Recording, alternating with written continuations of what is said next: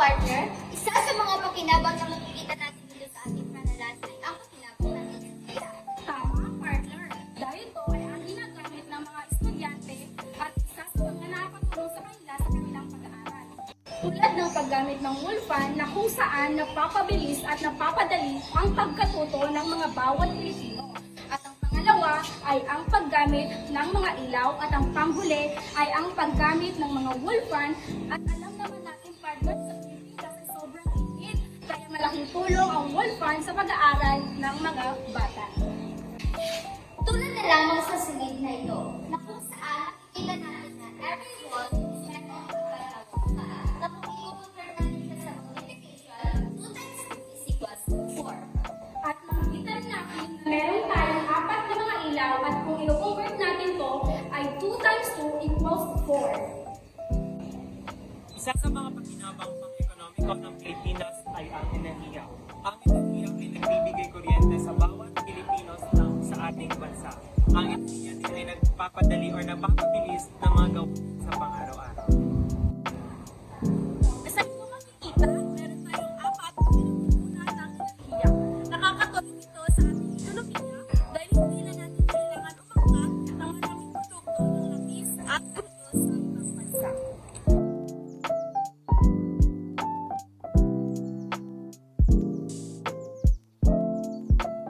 Kahoy. Kahoy ay isa sa mga pinakamahalagang produkto at may isa sa mga pinakamahalagang gamit. Kaya na lang ng paggawa ng at mga lamesa at ibang mga na ginagamit sa ating mga tahanan at mga lugar.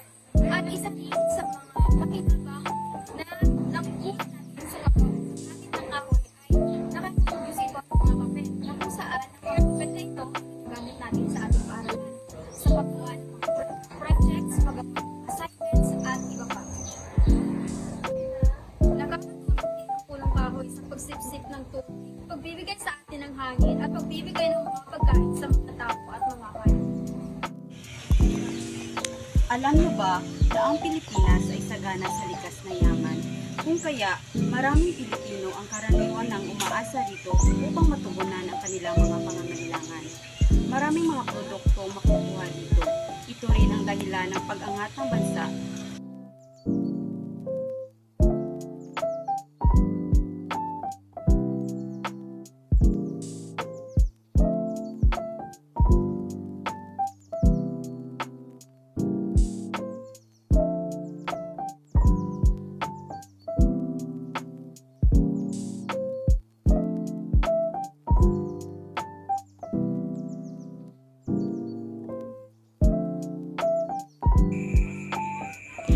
Isa sa mga pakinabang na makikita dito sa Barangay Canram ay ang pakinabang sa produkto.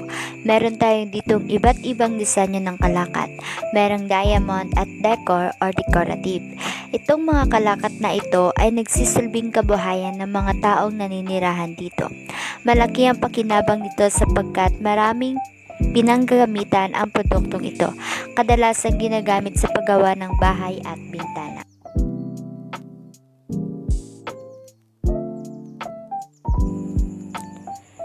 Isa sa mga pakinabang sa turismo na makikita dito sa Isulan ay ang Nara Eco Park na matatagpuan sa Capital Centro, Calawag 2. Isa ito sa mga binabalik-balikan ng mga tao dito sa Isulan dahil sa angkin nitong ganda at nagbibigay din ito ng preskong hangin.